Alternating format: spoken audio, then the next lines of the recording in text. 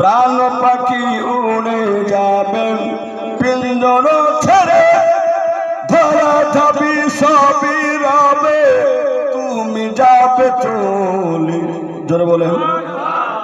বন্ধু বান্ধব যত, মাতা পিতা তারা শুধু, সকলে হবে তোমার পরে। মহলা মহল কেন বাঁধো ও দালান ঘর, রে মহলা মহল কেন বাঁধো ও দালান।